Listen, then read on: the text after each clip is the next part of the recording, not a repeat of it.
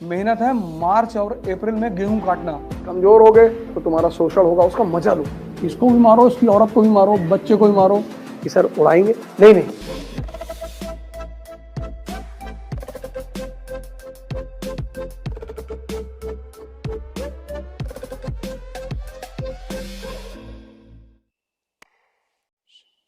बाबुओं के लिए कॉलोनी बनाई जाती है, अफसरों के लिए विला बनाया जाता है। ये तुम्हारे यहाँ तुम्हारा चांसलर का देखो विला है, 10 बीघे में उसका मकान है, आगे ग्रीनरी है, पीछे ग्रीनरी है, सुबह उठ के प्राणायाम करता होगा। और चपरासी बेचारा एक कमरे के मकान में रहता है।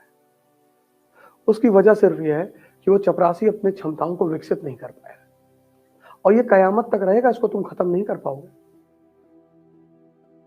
तुम क्या समझते हो कि आज जाति व्यवस्था खत्म हो गई? आज भी है। जाओ तुम एयरलाइन में बैठो, आज जो ब्राह्मण है, आईएएस अधिकारी, मंत्री, ये सब आज के ब्राह्मण हैं, तो ये तुमको बिजनेस क्लास में मिलेंगे।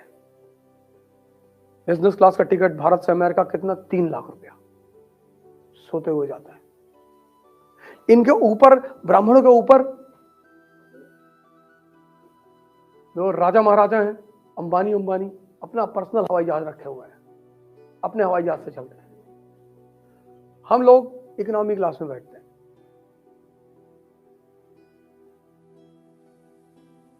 आज भी है। और एमिरेट्स का जो बिजनेस क्लास है, 6 लाख रुपए टिकट है, 8 लाख रुपए टिकट है, सोते हुए। उसमें तो पायलट रास्ते में आके कहता भी है कि सर उड़ाएंगे, नहीं नहीं। वो आता भी इसे पूछने के लिए कि सर अगर आप कहें तो थोड़ा सा, 18 घंटे की यात्रा है, तो सब राजा नहीं बन सकते, क्योंकि राजा एक अलग चीज है, इसलिए उसको बंगला भी तो उसी तरह मिलता है। क्लर्क लोग कॉलोनी में रहते हैं, राजा बंगले में रहता है, टीएम बंगला। 10 एकड़ में डीएम बंगला, अंदर टेनिस कोर्ट है, बैडमिंटन कोर्ट है, स्विमिंग पूल है, अपने शहर के गोल्फ क्लब का मेंबर है वो, टोल टैक्स नहीं देता।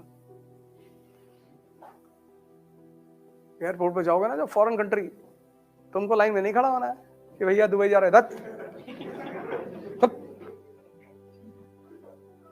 तुम्हारी ब्यूरोक्रेसी की अलग लाइन होगी, अलग लाइन ही नहीं होती।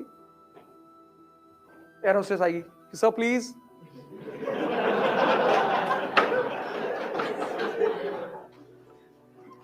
तुमको अभी लग रहा है कि तुम बड़ी मेहनत कर रहे हो, कुछ नहीं करो। जो तुम पाने जा रहे हो ना, उसके आगे ये मेहनत कुछ है ही नहीं। और कौन सी मेहनत कर रहे हो? हिस्ट्री समझ रहे हो, इसमें कौन सी मेहनत है? मेहनत है हल चलाना खेत में। पढ़ना मेहनत नहीं है। मेहनत है मार्च और अप्रैल में गेहूं काटना। मेहनत है दिसंबर की ठंडक में गन्ने के खेत में पानी लगाना। तुम जब राइज करना चाहते हो ना, पूरी दुनिया तुम्हारे पीछे पड़ जाती है, और जब वो तुम्हारे अंदर योग्यता देखती है तब तो और पड़ जाती है। तो सीधे डिस्टर्ब करेगी, इनडायरेक्टली डिस्टर्ब करेगी। तुम लड़की हो तब तो और परेशान करेगी।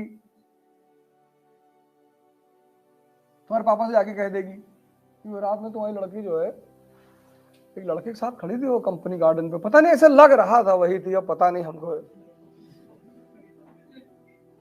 अब सौभाग्य से अगर तुम उस वक्त घर में थी तब तो कोई बात ही नहीं, और अगर नहीं थी, लड़कियों के लिए तो सबसे ज्यादा खतरा है ना।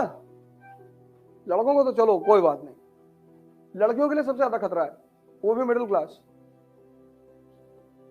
उम्र भागी जा रही है, 25 के बाद कौन शादी करेगा? तुम्हारे लड़के को उठा ले जाएंगे, उसी से जबरदस्ती शादी करेंगे। लड़कियों का तो सबसे पहले चरित्र अटैक, कैरेक्टर पे।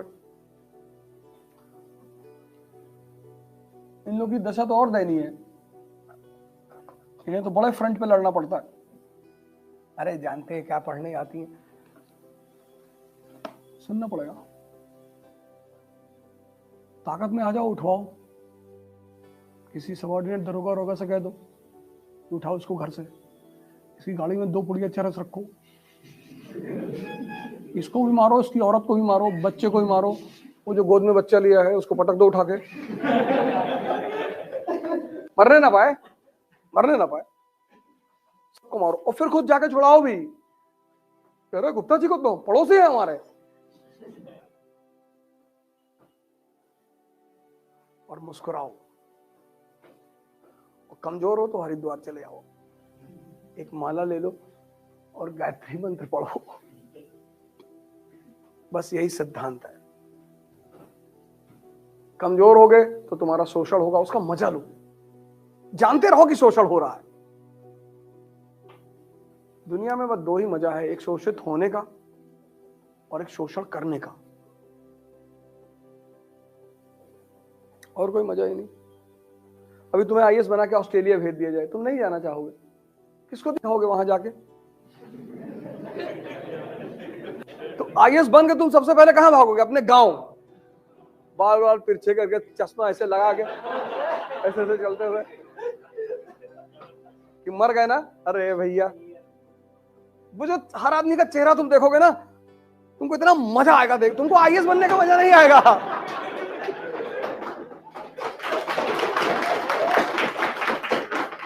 तुमको आईएएस बनने का मजा नहीं आएगा, आएगा ही नहीं। मजा आएगा हर आदमी का चेहरा देखने पे कि मर गए ना। अरे भैया हम वैष्णो देवी गए थे आपके लिए पूजा करने के लिए। हाँ पता है मुझे, पता है, तू गया था। उत्तर प्रदेश और उत्तर भारत के सभी लोगों के लिए एक बड़ी अच्छी खबर है, और खबर यह है कि इकरा ने कानपुर में अपना ऑफलाइन सेंटर शुरू किया। अब उसके पीछे सबसे इंपॉर्टेंट तो मकसद ये है कि जो ये सिविल सर्विस की महत्वाकांक्षा या सपना जो इधर के लोगों में है, उसके लिए एक अच्छा रास्ता तो उन्हें दिखाया जाए। इकरा अपना ऑफलाइन क्रैश कोर्स भी देने जा रही है। जो लोग 2022 का प्रीलिम्स देने आ रहे हैं उनके लिए तो इंपॉर्टेंट है। 23-24 का जिन लोगों ने प्लान बनाया उनके लिए तो बहुत इंपॉर्टेंट है, क्योंकि इस क्रैश कोर्स में आपको यह बताया जाएगा क्वेश्चंस फ्रेम कहां से होंगे, क्वेश्चंस निकाले कहां से जाएंगे, प्रीलिम्स की तैयारी करते कैसे हैं, प्रीलिम्स बेसिकली है क्या। इसमें कुछ पढ़ाया नहीं जाएगा, आप ये सोच के मत आना यहां कुछ पढ़ाया जाएगा, नहीं नहीं, पूरी युद्ध का अप्रोच। इसकी फीस है 10,000। मुख्य उद्देश्य यही है कि उत्तर भारत की जो एक छवि धूमिल होती जा रही थी, उत्तर भारत की सेवा सभी करते हैं, सब सेवा कर रहे हैं। उत्तर भारत की जो एक छवि धूमिल हो जा रही थी कि नहीं यहां कोई अच्छा इंस्टीट्यूट नहीं है, यहां कोई अच्छा संस्थान नहीं है, लड़कों को दिल्ली ही जाना। आपको दिल्ली जाना है, आप बिल्कुल जाइए, कौन आपको रोक रहा है, एकदम जाइए। लेकिन इकरा इस चीज का प्रयास करेगी कि इस टैग को हटा लिया जाए कि दिल्ली जाना है। आप सभी, उसके पास पिछले 3 साल का अनुभव है, उसके पास पिछले 3 साल का एक विश्वास है जो उसने अपना बाजार में पैदा किया है, उसके पास एक बहुत अच्छी टीम है टीचरों की, जो भारत में एक सर्वश्रेष्ठ टीम है। तो आप इन सारी चीजों का फायदा उठा सकते हैं। जय हिंद।